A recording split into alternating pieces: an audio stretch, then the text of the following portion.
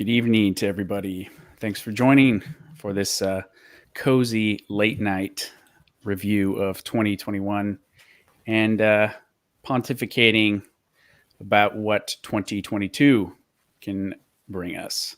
I'm joined tonight by a new face, a supporter, friend of the show, GC Mitt. How you doing, man?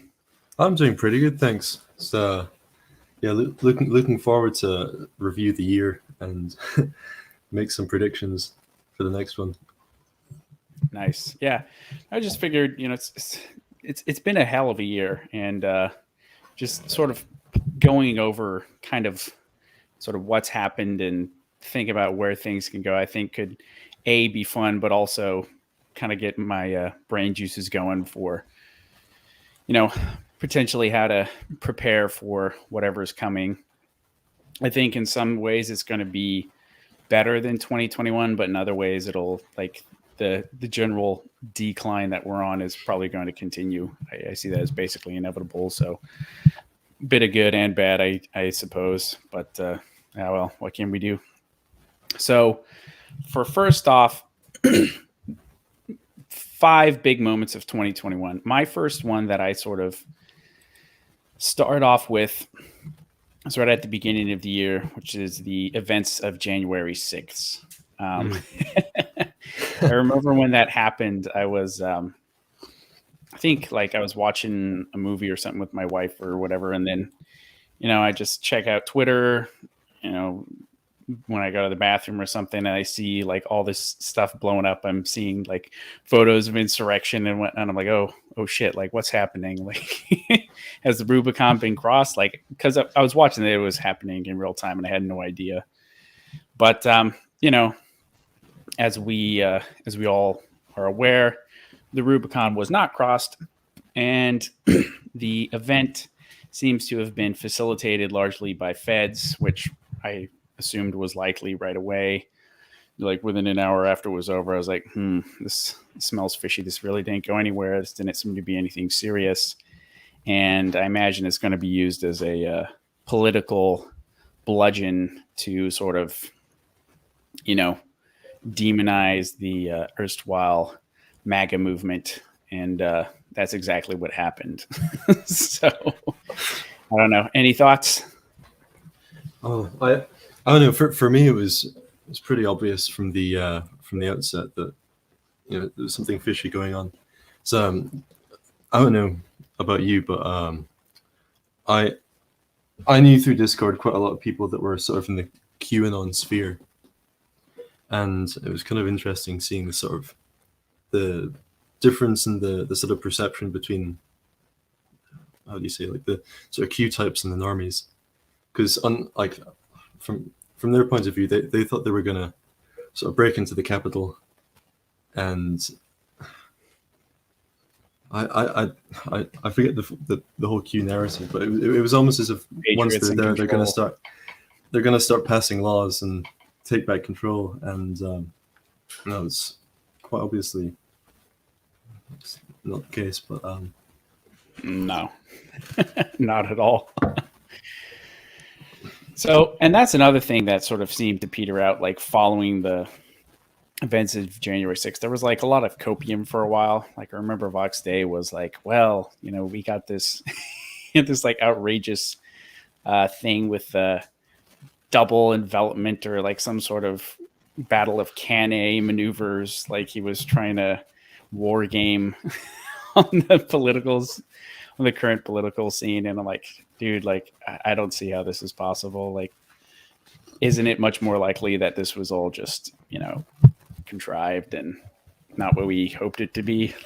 But it seems, I haven't been much on Gab or anything, but it seems like a lot of people are still somehow convinced that, this was, things are still going according to plan somehow. And I remember shortly after the thing, a buddy of mine here in South Africa, he may still be heavily invested in Q, and he's like, dude, I'll bet you 100 rand that by the end of the year, Trump will be back in the White House. So I'm like, that's a bet I'm willing to take.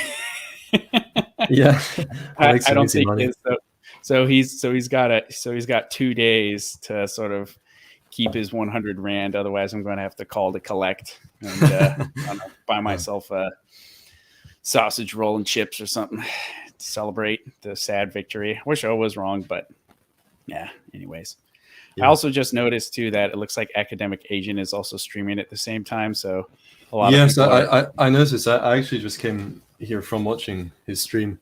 Oh, cool. Yeah, I think it's Charlemagne and Sargon. Yeah. No, because I saw him. He was sending me some messages on Twitter about the planned stream, and I didn't realize it was tonight. And then I sort of checked. I'm like, oh, okay, so interesting.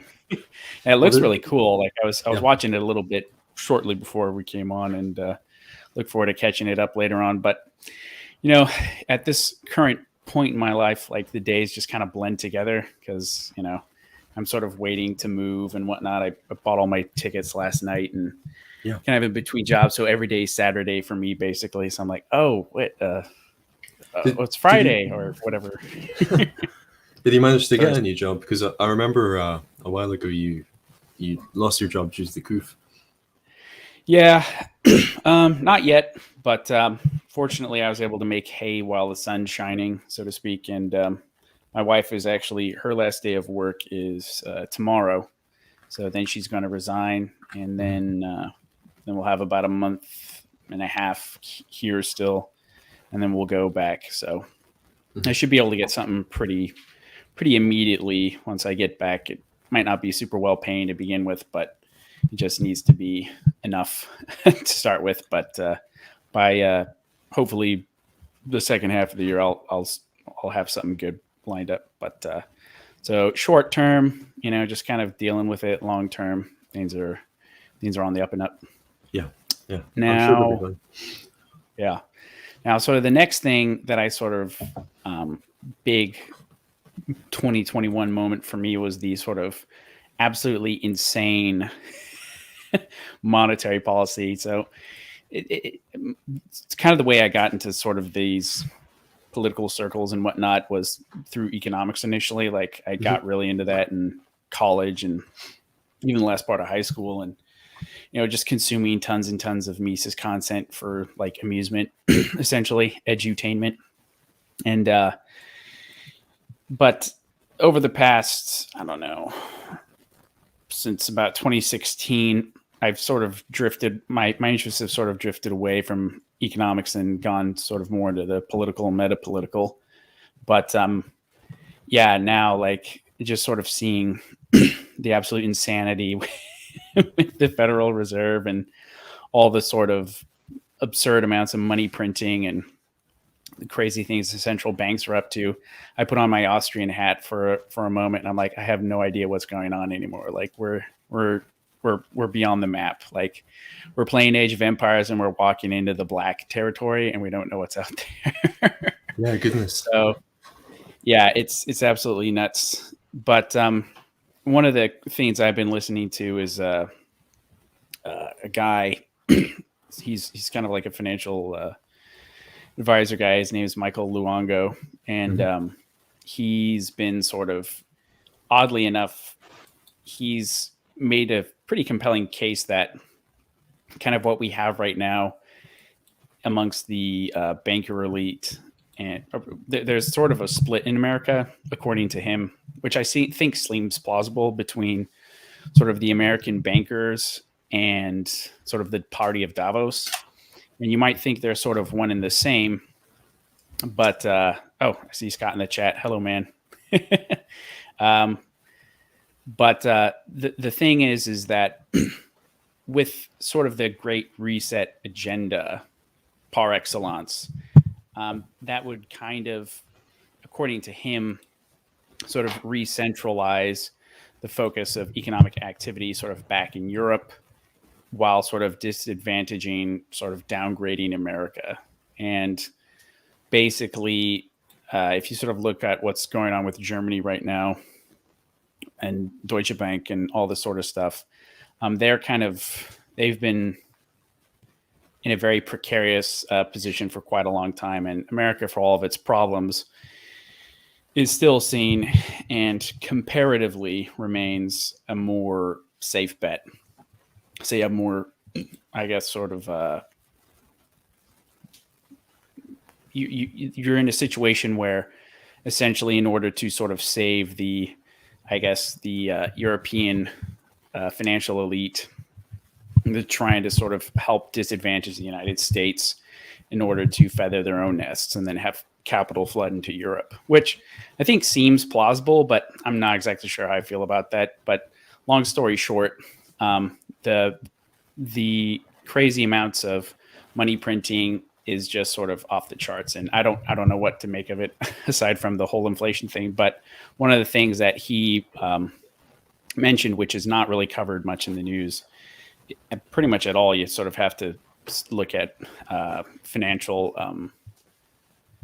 publications and whatnot, is that the Federal Reserve has been, they can't raise interest rates, or they feel like they can't, but because of how leveraged sort of the economy is on debt and whatnot. But one of the things that they've been doing is I think, repos or reverse repos. So they're trying to sort of get money out of the economy to sort of slow down the inflation.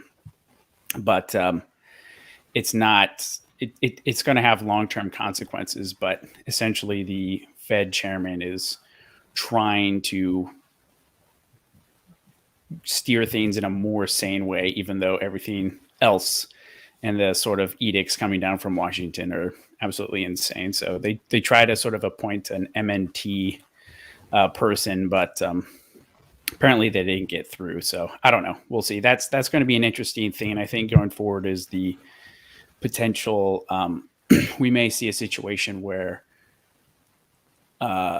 basically the party of Davos and sort of more localized banking interests may actually, in the end, come at odds. So I'm not exactly sure what to make of that, but it's going to be something to keep an eye on going forward. Yeah. I've got absolutely no clue about economics, so I don't know whether any of that's true or not, but maybe that's for the better. Yeah, no. Long story short, 2021 money printer go burr, and it seems like that's on purpose, but there's obviously it was on purpose to sort of facilitate the lockdown and whatnot. But I guess sort of on the back end of that, there may be some disagreement amongst the elites as to sort of where to go from here. Mm-hmm. Now, of course, the other big thing in 2021, my third point, is the stabby regime. So let's just call it that. So the COOF-related pokies. So that's become a very big issue. We haven't really sort of seen anything, and I'm going to be careful for the sake of YouTube, but this is kind of the big dividing line that you see in the United States now, and also I would say in big parts of Europe, is the acquiescence or the opposition to the jab, so to speak.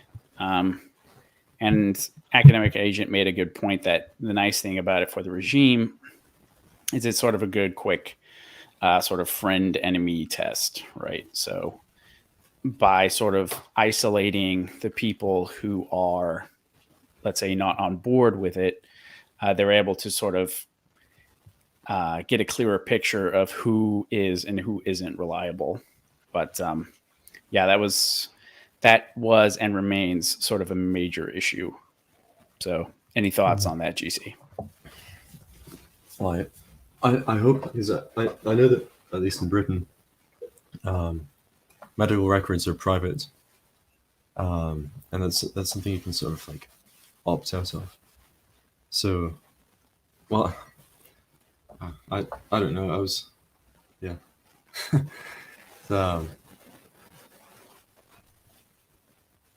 Yeah. I've got no thoughts. Yeah. Well, it seems to me like in Britain, at least, the only people who've been mandated on behalf of the government are people who work for the NHS. Is that correct? Wasn't that Yeah, just recently passed? I think so, like NHS and care workers. So like I'm hoping that we aren't going to see any sort of mandatory vaccine to keep your job sort of thing.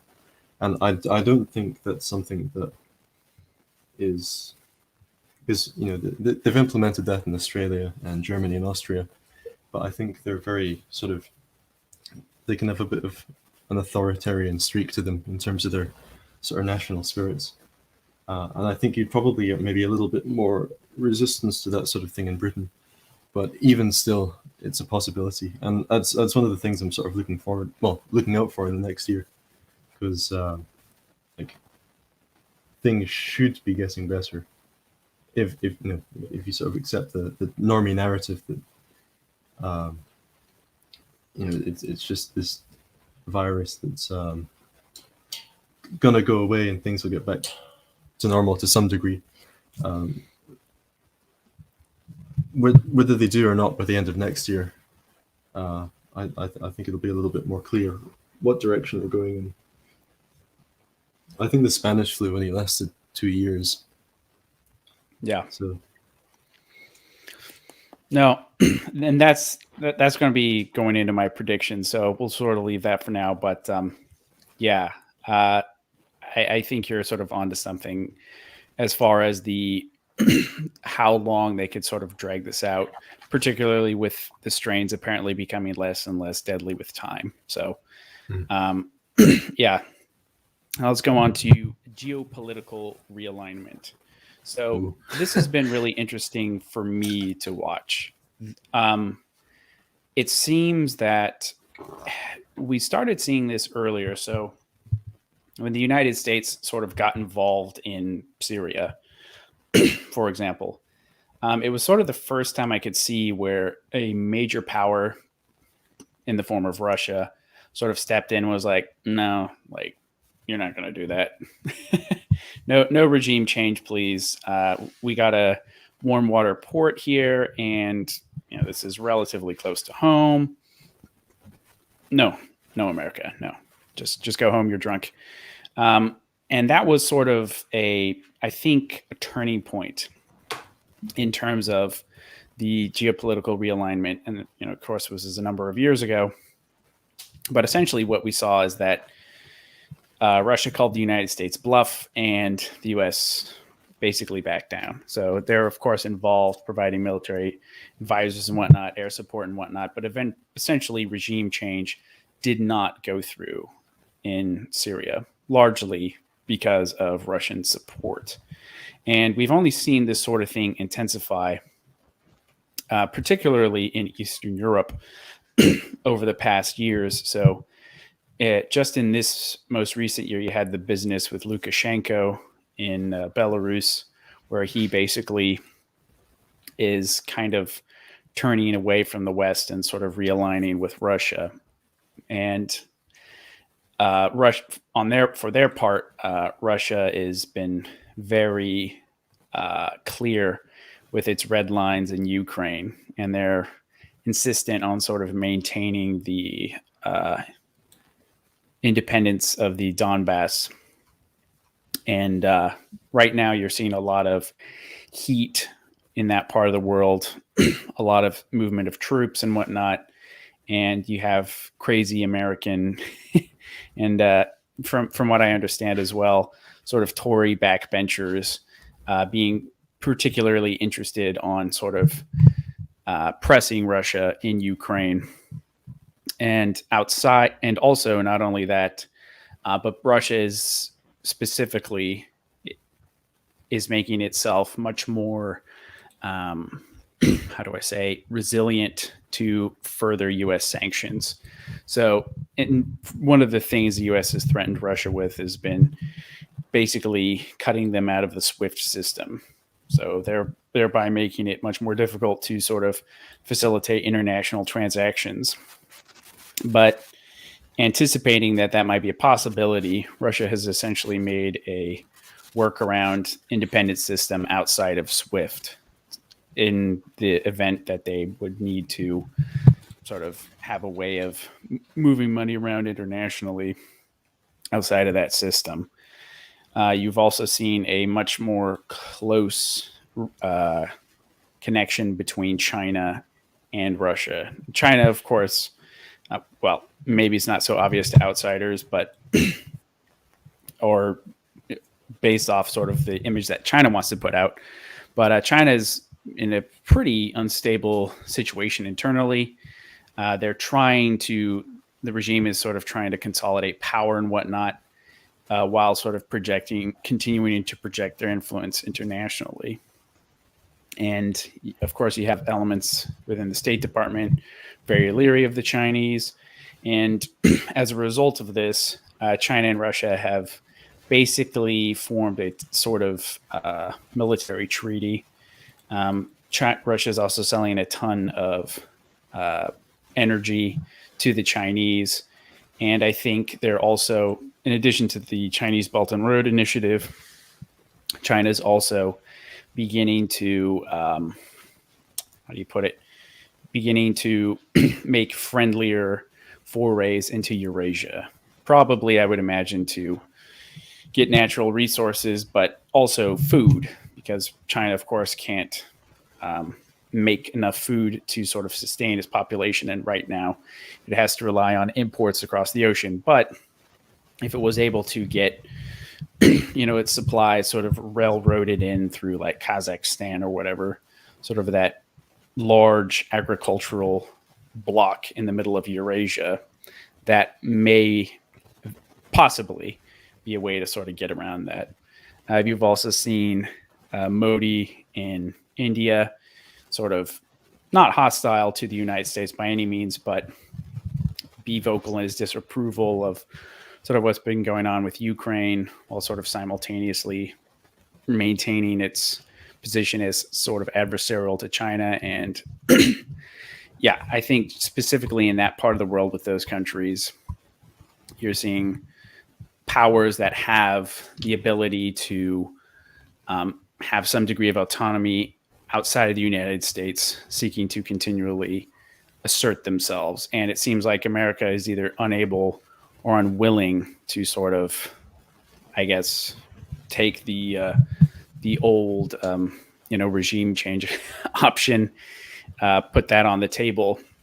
They know they don't have the stomach for it, and it seems that the Russians and Chinese are perfectly aware of the ways that America could screw them over, and they're taking steps to sort of mitigate that.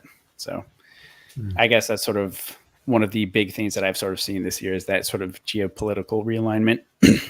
Any thoughts, GC? Well, I know absolutely nothing about geopolitics, but I do get the impression that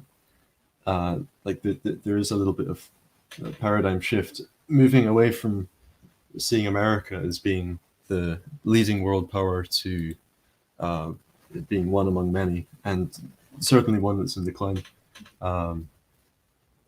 Just from reading about the way world leaders are talking about the country. But apart from that, yeah, I don't really know. No, but I mean, that just sort of goes to show to even the people who aren't sort of following this relatively closely that it's pretty clear that America's ability to sort of project force and sort of enforce its will internationally at all places and at all times has diminished. And a lot of that has to do with the fact that since the mid 2000s, let's say, over the past 20 years, Russia's been able to sort of make a big turnaround in terms of the way its military is organized and sort of the efficiency of the regime. And same thing with China. So Xi Jinping is much more, I mean, corruption and all that sort of stuff is still there in China. And you have parties within it who are, cynical and kind of not necessarily on board and sort of jockeying for position, but he's done a pretty good job of consolidating power, it would seem, and is pretty intent on, leading China as sort of the next Mao 2.0.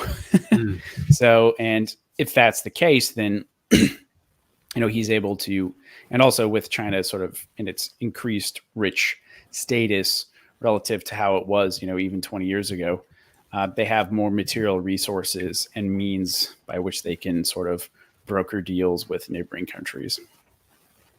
Now, again, sort of the last big moment I had sort of after the geopolitical alignment is the, I guess, sort of the fall of America on the world stage overall. So the total just shambles that the regime is sort of not only domestically, but internationally, just the utter incompetence of it.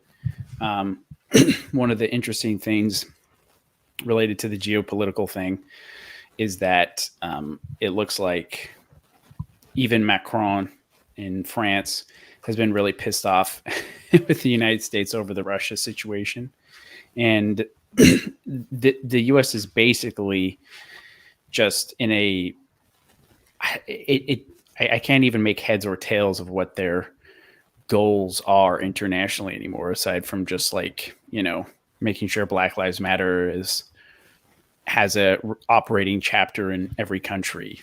So, I mean, it's really pathetic. Like, because I mean, at least under the Trump administration, whether it was you thought it was a good idea or a bad idea, you were at least able to sort of make some sense of, the Trump foreign policy and sort of what he was trying to do with the United States vis-a-vis other countries. So he was restructuring trade deals with specifically Japan and Mexico, and also putting pressure on the Chinese. So, you may remember a couple of years back, the U.S.-China trade war or whatever, and that was, putting big pressure on the Chinese. And one of the interesting things that I was sort of overlooked with the election is when it looked like Trump was going to win, I was following the Chinese yuan and its exchange rate to the dollar. And when it looked like Trump was, before the pause and late night finding of votes, the Chinese yuan was sort of nosediving. And I think this was because, like, oh shit, like we really can't afford another 4 years of this. So we'll basically have to go to the table and sort of agree to these terms. But obviously that didn't end up happening. But yeah, so America's foreign policy, America's standing in the world, utter garbage. No clear direction from the regime, no clear leadership. Nobody knows who's in charge. And yeah, it's just a total mess. And that's not only true for America, but I would also say is certainly true of the UK as well. Like, I don't even know like what the UK is up to, like what's the end goal for them. Like, I mean, from the Johnson government, I just get no impression that there's any clear sort of objectives aside from just doing whatever the powers that be sort of want for the UK. Yeah, it's not all that clear to me either. Yeah, I suppose we'll see how things play out in the in the coming years. Yeah, no, it's a real sad state of affairs, but I mean, that's just sort of, I guess, the current state of decline of the United States is just kind of really accelerated, I feel like, during 2021, and it's basically clear for all to see. I mean, I was talking with my mom a while ago, and she's just like, it just feels like things just feel weird, like something's about to happen, but nothing's happening. And like the world's on pause, and we're like careening for some destination, we don't know where, but it's just this odd sort of twilight situation where it's just Well, I have, think Go we're ahead. pretty used to sort of feel like I think I heard in like a distributors video a while ago we were talking about the world around maybe just after the how do you say the millennium, and the sort of feeling that's has made it we've got peace. The world's going to be nice and cozy, and we're on our way to utopia.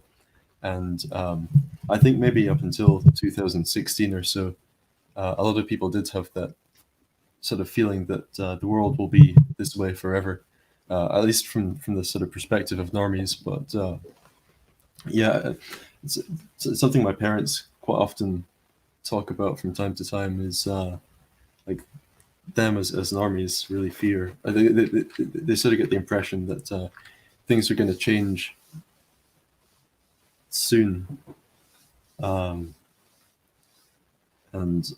who knows whether it's for the better. I mean, it is sort of interesting, that line of thought, because obviously the world my grandparents grew up in is very different to the world now, and it's going to be the same for us as well. And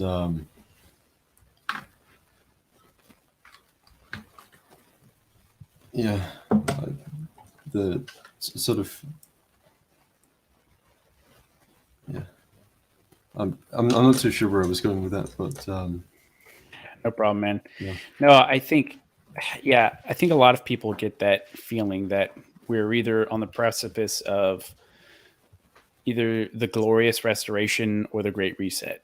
Those are the two options. And seems like more likely now it's unfortunately for us probably going to be the great reset, but we'll sort of wait and see. Now let's go to predictions. So first off, for me, and for this one, I'll just come up with a prediction, and you can sort of come up with one, or sort of chime in if you got one. I'll try. So, first one for me is sort of on the spiritual, cultural level. I think there's going to be renewed interest in, or the the renewed interest in based Christianity is going to continue. I've just been hearing stories yesterday, or was it today? I was listening to a sort of roundtable of Orthodox people, and on the panel was a priest in like a relatively small town in the United States, I think, somewhere in the South. And he was saying that typically he'll have, a few catechumens at a time, just sort of interested in the church and sort of wanting to get educated and sort of become members.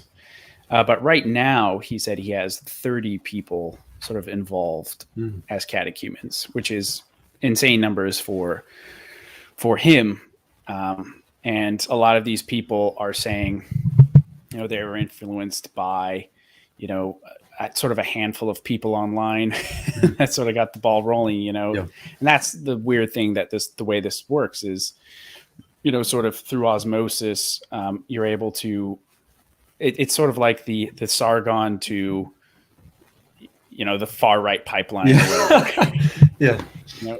I mean, we laugh, but that's kind of a real thing. Yeah. People aren't really interested in, they can tell they're being lied to.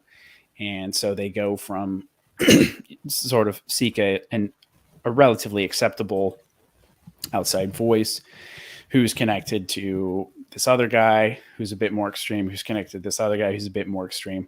And then finally they get sort of to the end destination. And that sort of apparently is working with Christianity as well.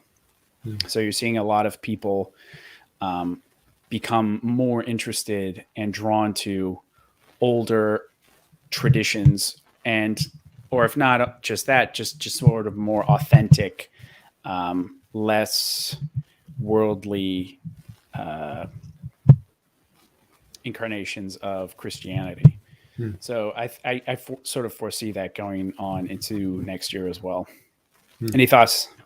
Oh no, I certainly feel that myself. I know several people that have converted to Orthodoxy. I mean, I myself, I sort of discovered Father Josiah Trenham and Father Spiridon Bailey, among other people on YouTube, and maybe about 6 months ago, and since then I've been very, very interested in orthodoxy and sort of feel drawn towards the church. And Yes. I know plenty. I know plenty of people in the same boat. So I mean it's good when I see atheists brought to the church, even if it's I mean I'm not Orthodox. Yes, I'm a Presbyterian, but even seeing lots of atheists come to our church, many of the people my age there weren't raised Christians. So who knows, maybe that's part of the sort of Jordan Peterson pipeline. But yeah, I suppose that's something to be hopeful for. Yeah, no, I am. That is sort of the one thing that I am sort of hopeful of. We have seen, of course, regrettably, no few amount of churches sort of toe the line with the whole lockdown thing or the riots or whatever. But fortunately, we're having a sort of separating of the wheat from the chaff, I feel. And people can tell. The institution, the churches that sort of remain steadfast despite sort of the trends are seeing a lot of sort of renewed interest. And I think that is definitely going to continue. It seems, and I'm just sort of seeing a comment here from somebody, feel like the Christian faith is going to go underground. I hope not, but that may essentially be our fate. But what I do feel confident of is that sort of going into the future, over the next decades, we're going to sort of see a leaner, meaner, more fanatic Christianity sort of 20 years from now is sort of my hope. And, I'm not sure sort of how long that's going to last, but in the short to medium term, I'm actually relatively hopeful, actually, for the state of Christendom in the West. But maybe I'm just being a bit of a Pollyanna. So, okay. I was going to say, like all the converts I've met in the last few years strike me as the type that'll keep their faith till the end of their lives. So, I'm still feeling very hopeful about the sort of revival of faith and sort of traditional practices of faith. Yeah, definitely. Now let's go on. So one of the obvious ones, and this sort of goes back to sort of what we were talking about a bit earlier with the state of 2021.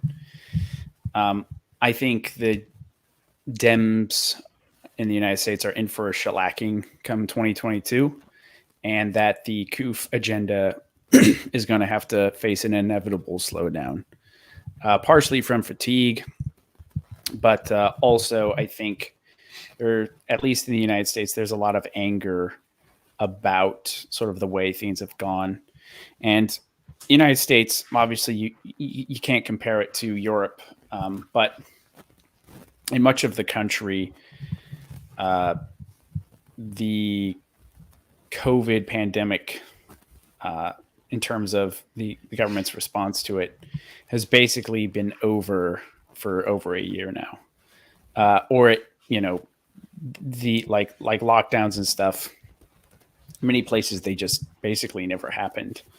And the state's sort of taking maybe some notes from Florida man Ron DeSantis. A lot of them are sort of digging in their heels.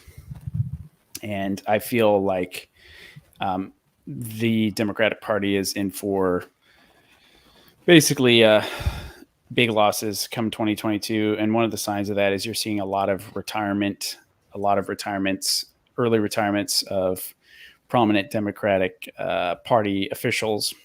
I think because they see the writing on the wall, a lot of them, and they'd rather sort of, get out while the getting's good. But I'm not exactly hopeful for what they'll do on the back end of that, which will go to my next point, which is that my third prediction, aside from the COOF agenda slowdown and the Dems taking it on the chin, is that at the federal level, the Republicans will only tap the brakes, and that's about it. So our trajectory, vis-a-vis culture and whatnot, immigration, all these sorts of things, is going to continue, unfortunately, but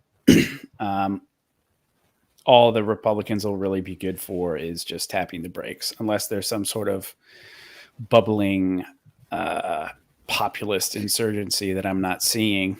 But my hope for that and sort of hope for political solutions at a federal level is basically gone at this point anyways. So I would expect nothing less from them.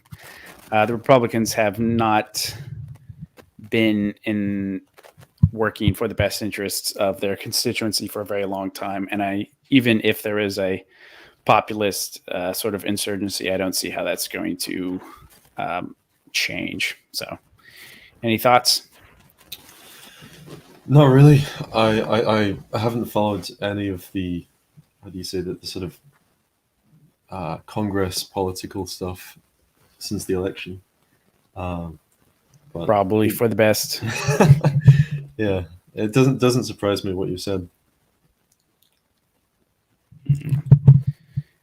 All right. Now, the next one is that I think political polarization, specifically in the United States, is going to continue. Red states are being pressured by their constituencies to essentially assert themselves because the thing about America is that there is still to this day quite a lot of diversity on a state by state basis, and certain elements, large sections of the country in the South, Midwest, and sort of flyover America absolutely hate the federal government, and they have for quite some time.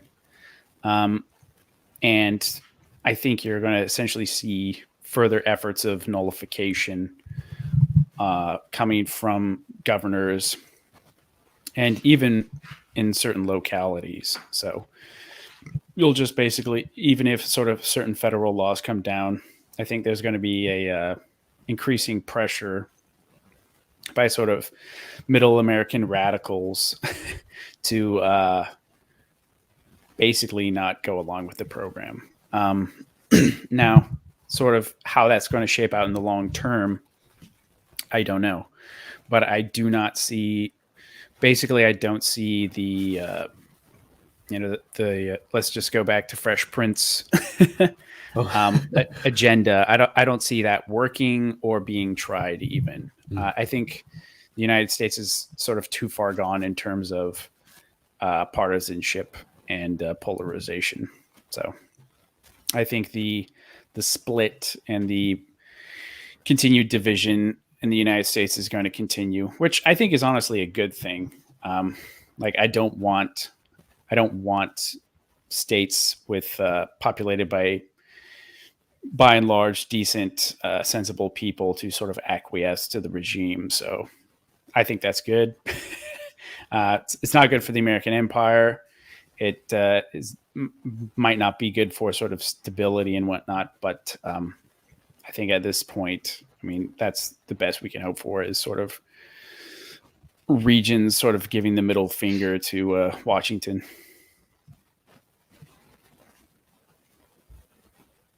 Do you see anything like that happening in the UK, or is that totally lost cause?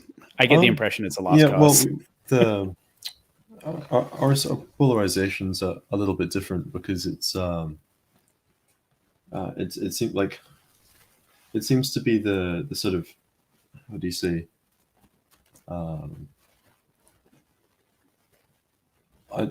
maybe this is the sort of middle class,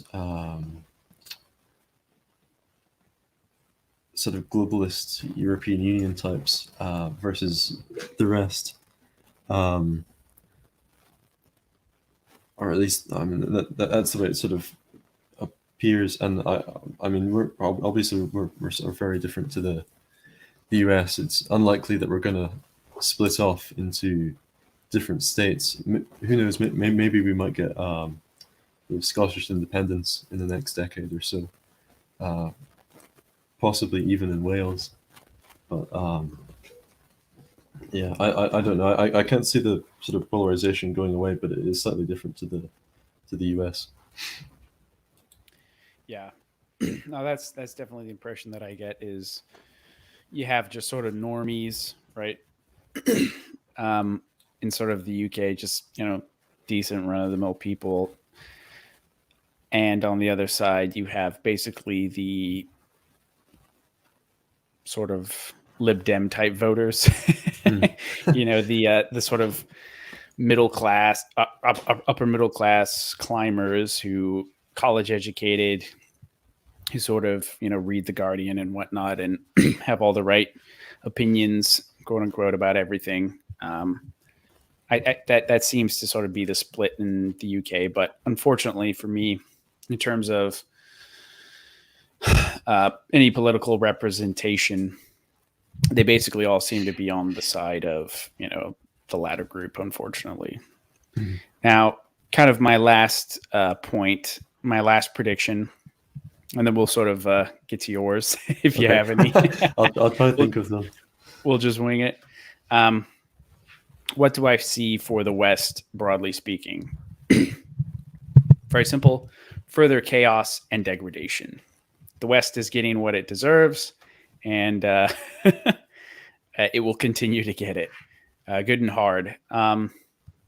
So, yeah, that's basically it. In terms, like I said, there'll be pockets that'll be okay. Certain states in America, for example, will, seem relatively normal and probably will remain so for some time. But in terms of at the national level, like the institutions, the universities, schooling, the military, the federal government, national governments, basically all these are in terminal decline, I see. And they're just going to keep sputtering along with their they'll try to sort of keep doing what they're doing, based off their financial interests and sort of woke ideology and whatnot. But I just don't see how any sort of restoration or reforming of the system is going to come about at all. Not using certainly not within the bounds of sort of what is thought of as acceptable options. So that's basically what I expect. So terminal decline, further chaos and degradation, inevitable. Things are just going to keep going the way they're going, and that's it.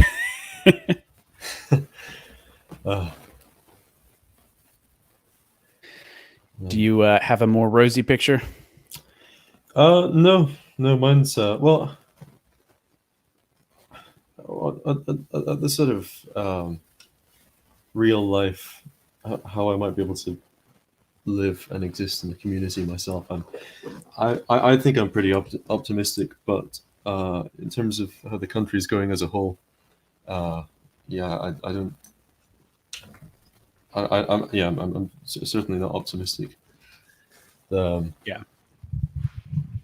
and I guess that's an important distinction to make. So there's a lot of alarmists out there who are like, they're going to put us all in FEMA camps, and they're going to take they're going to take our guns, and we're all screwed, so on and so forth. I don't actually believe that. I think just basically for a couple of reasons. First off, lack of regime competence. Second of all, for all its degradation, I think that certain pockets will be able to sort of resist a lot of what's happening, specifically in the United States. I'm not talking about the UK. And also, even in extremely difficult circumstances, individual people, families, and communities are able to sort of persist even in very difficult times. And we've seen this throughout history, right? So, like here in South Africa, things are, much worse than the United States in terms of, material comfort, prosperity, the power getting shut off, like shit just not getting fixed, total political sclerosis, and the possibility of, the ANC forming in a coalition government with basically black nationalist Leninists if they dip below 50%. Those are real problems. And as bad as the situation in the United States is, I don't necessarily see things getting that bad just because America has a lot more wealth to burn, essentially. That's part of it. And the other part of it is that even in difficult circumstances, people are pretty clever, or certain people are pretty clever, and they're able to sort of navigate and work around these sort of situations. So if the games are, if the system's broken, you might as well, you'll always be able to find some way to exploit it, essentially. Just sort of plan for different scenarios, and then if you know sort of what to do if certain good, bad, or moderate situations arise, you'll be able to take action, and at the very least preserve yourself and your family. So that's kind of my position. So yeah, on my own personal life, I'm actually relatively positive. I think I'm going to turn out okay, fortunately. But a lot of that has to do with where I plan on living and sort of what I plan on doing, sort of professionally and whatnot. But I understand a lot of people in sort of the interim and the, changes that are going to happen. A lot of people are definitely going to be negatively affected by what's going to, the sort of impending slow decline of the West. But there it is. Yeah. Get out of the cities. That's what I say. Yeah. No, definitely. No. Definitely get out of the big cities. Now, I guess sort of for you, let's talk about sort of, because, you're in the UK and I'm not. I'm stuck in the bottom of Africa and I follow American news by and large. So what are your predictions for the coming year? So I'm not all that prophetic, but one little thing I've noticed is they're really pushing sort of fake meat in supermarkets. This isn't a big political thing, but it's sort of interesting because it is a bit of a top-down thing, and the price of meat is going up. And I wonder what's going on behind all of that.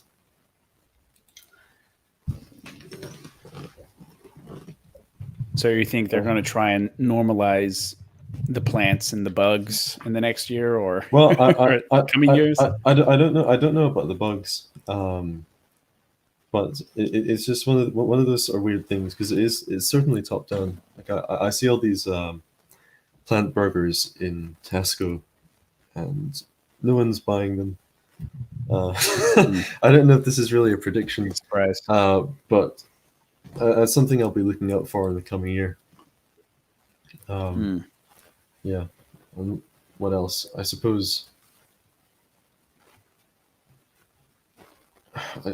another thing, and this is kind of a bit schizophrenic, but I remember, I think maybe it was last summer, the World Economic Forum was talking a lot about the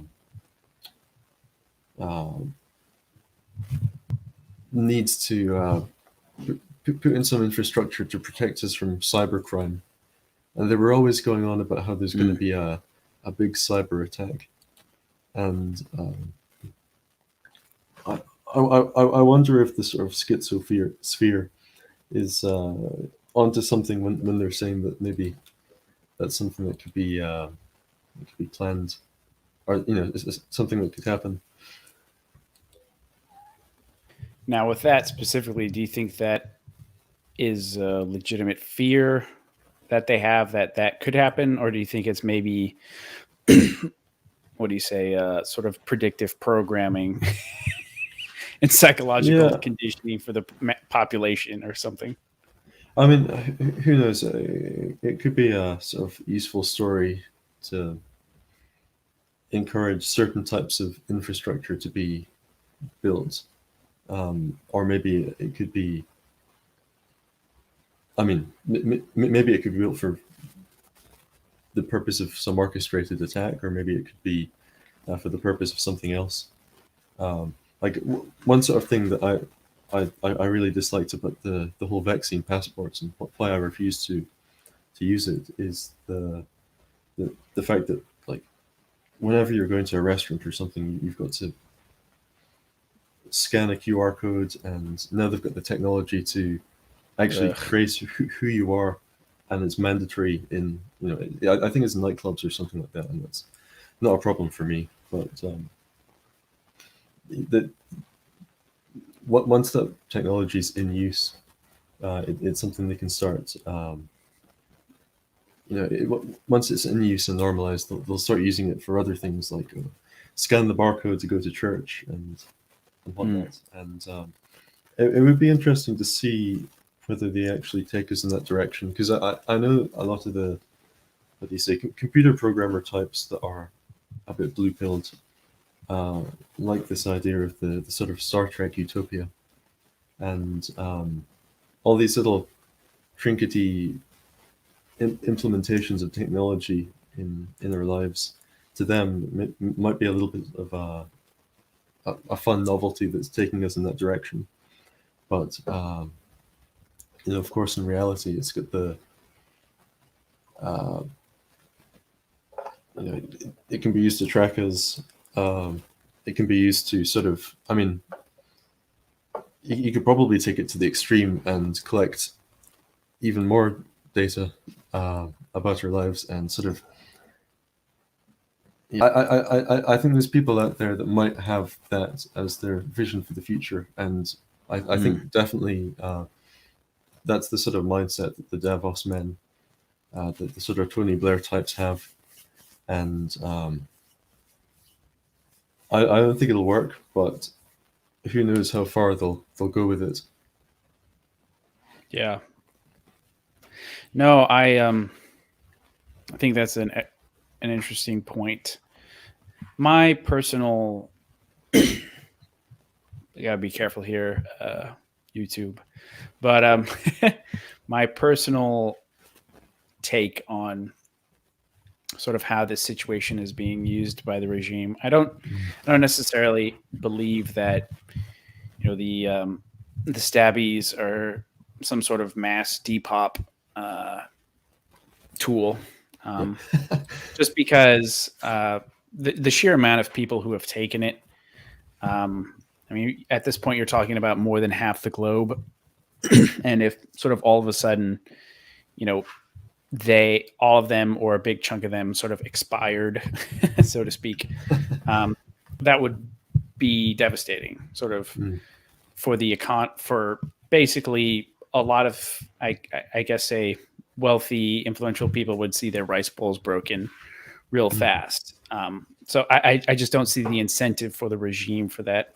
I think they're clearly interested in sort of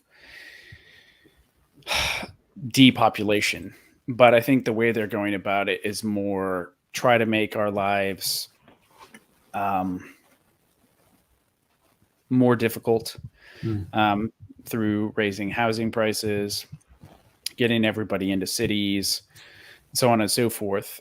So all they basically have to do is sort of maintain the current existing trends and in the West and East Asia, and then sort of facilitate those trends in Africa and parts of the Middle East, which they're already doing in the Middle East. The birth rate in the Middle East has already gone down quite a bit in the past 20 years. And basically, just hold out, and then you're going to see slow sort of natural population decline. So what I think what you're seeing with the COVID regime is basically what you're saying. It's an opportunity for them to sort of, use the emergency to sort of test out a whole bunch of nifty ideas they have and acts as a giant power grab, essentially, to sort of centralize control. And like where you're talking about the QR codes, like that was a new theme for me too. Like we went to visit my my wife's gynecologist to go have a checkup on our baby. And in order to get into the hospital, we had to, scan a QR code with our phone. And I was like, what is this? And then I thought about it, and I'm like, I mean, if this is here in Africa, like in more sort of developed, like how common is this in like Germany or or the UK or places like this, and how much more common will it become sort of in time, and how is this going to be used by the elite, and to what ends? Not good ones, I'm sure, but there it is. So that's kind of how I see this playing out in the long run. It's largely a power grab and a way to sort of test certain programs and engineered solutions for population control that they have. And you see this also throughout history in different sort of chaotic situations, like in Vietnam, for example. A lot of psychological warfare techniques, a lot of different operations that would sort of be used in the future, like MK Ultra or whatever. A lot of that was all sort of rooted in what was going on in Vietnam, and the war environment proved as an excellent test bed for a lot of these things. And I think we're basically sort of seeing the same thing now with the COOF. It's interesting on the topic of how do you say, like, elites maybe not being too fond of depopulation because they'd lose their wealth. I remember reading something at the start of the year about the booming industry of doomsday bunkers in New Zealand, because apparently there's a lot of it's a bit silly. There's a lot of very rich people buying bunkers and consulting with various people on how to set up security for their bunker without being betrayed, and sort of other things like that. So that is sort of interesting that maybe a class of elites are preparing for some sort of collapse. I don't know if that's the sort of Davos men. I know they're maybe a little bit more delusional than the sort of banker types, but that's something to look out for. So I know also when it comes to the whole depopulation thing, that there is, and I don't understand this because I've got no clue about economics, but there's a big incentive to import immigrants to the UK because, and I suppose the rest of Europe, it's something to do with pensions and social security. So thankfully, maybe you'll have some sort of pushback against that sort of thing. Yeah. Also, I realized I used the forbidden word when talking about the, how do you say, the needle thing earlier. So yes. apologies for that. No problem, man. Hopefully that one will slip through. So just as long as we're not too explicit about it, I imagine we'll be okay. Get purged from YouTube. I suppose that could Yeah. be another prediction. I mean, not on the world stage, but on the YouTube stage. Who's going to get purged this year? Because I Mm, don't think we saw many big purges last year. yeah. I think basically after a lot of purges in 2020, and especially before with like Alex Jones and whatnot, or I'm sorry, Lord Voldemort, the he who must not be named. Sorry, YouTube. Um, basically, once a lot of those sorts of guys were purged, and then people after them, like millennial woes and whatnot, Mhm. what you're basically like, we sort of know the rules, I guess, and people are a lot more careful nowadays, Yeah. and the sort of things we talk about tend to be a lot more esoteric. Oh So yes. they're not like open. I mean, they are political, but they're not like openly political. You know what I mean? And a lot of code, a lot of lingo, things like that. Ways of talking about things without talking about things. Um, so yeah, I'm not exactly sure who's going to get nuked this year. I mean, I would imagine they'd like to see all of us gone, but I think a lot of the way this stuff is handled is, basically flagged by AI, and then Mhm. it gets you get yeeted after that. I don't necessarily think, except for like large channels, that there's any sort of seek and destroy mission on part of YouTube. That's just sort of my impression.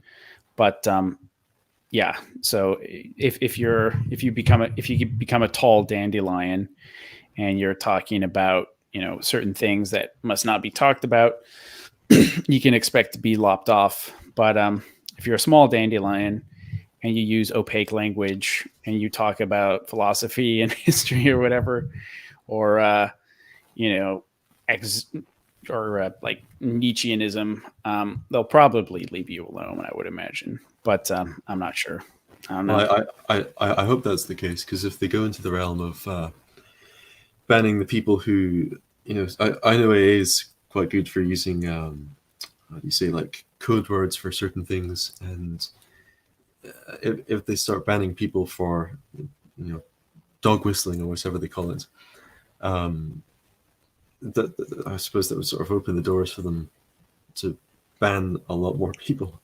Yeah. Um, I just see some here from WebM mm, Aristocrat. YouTube has already been throttling religious channels for years. That is one thing I do expect them to keep doing and maybe even intensify. So, certain, like, let's say, fundamentalist evangelicals, Orthodox Christians, and also other things too, like gun channels on YouTube, I mhm. know have been hit. Uh, they've been sort of throttled, not openly banned or anything, but sometimes like demonetized and whatnot. So I think that's basically what they'll try to do, is they won't ban us, but they'll try to make, you know, wrong think wrong thinkers irrelevant, is sort of kind of the thing. Sort of like what they did with Stick Sex and Hammer or whatever Mhm. on YouTube, is they basically shadow banned him. He hasn't broken the TOS or anything, but partially because of his size, I would imagine. He's a naughty boy in the eyes of YouTube. Yeah, he's been around for a while, but he doesn't have that many subscribers. I completely forgot about his existence until you mentioned him. Yeah, sometimes I dip my toe every now and then just to sort of like keep up to date on sort of what's happening, but I don't follow it too closely anymore myself. Like you and many other people, um, the utility and sort of day to day keeping a close tabs on domestic politics, I think, is largely a fruitless exercise. But anyway, so there it is. All right, man. I think we're going to wrap. My voice is going out, and it's 2:12. It's 2:12 a.m. here, so I think it's about time for me to go nighty night. Yes. Quick housekeeping. It looks like on January 3rd, I'm going to be participating in Apostolic Majesty's Tolkien Day. So he's going to have, like Academic Agent had Carlisle Day. Apostolic Majesty wants to do Tolkien Day. So I'm going to be contributing to that. And I'm going to be making a video. I'm not sure if it's going to be released here or on his channel. I think it might be released on my channel. Or if it's not, I'll probably re-release it here. But it's basically going to be on the sorry. It's had to clear my throat, sore throat. But it's basically going to be on myth making, sort of the myth, the creation myth of Arda. So it's going to be some real like deep Silmarillion lore, and it's going to be basically going over the creation story of Middle Earth, and then kind of analyzing that and comparing it to Tolkien's own Catholic worldview. But for the nerds out there, hopefully you guys will find enjoyment in it. But I'm pretty excited to make the video. But yeah, it's going to be something a little bit different for a change. Going to be delving into the world of literature. But yeah, that's what I got coming up next. I got to have that out by January 3rd. So that's what I got going on. That sounds fascinating. Yeah, man. Are you a Tolkien aficionado? Oh yeah. I was a very big fan of Tolkien. Read the Silmarillion, Children of Hurin, and the lot. That's how you know you're a true fan. You have to read the Children of Hurin and the Silmarillion as well. Yes. Yes, the deep cuts, the B-sides, the EPs. Yeah, the Lord of the Rings and the Hobbit are the LPs, but Silmarillion and the Children of Hurin are the EPs of Tolkien, extended plays. All right, guys. Well, that's about it for tonight. Thanks for joining us. This has been fun, and thanks for coming on, GC. It was fun to talk to you, man. Yeah, it's been a pleasure. Excellent. I'd have to have you on again sometime. This was fun. So thanks again, everybody, and I'll talk to you next time. Patriarch out.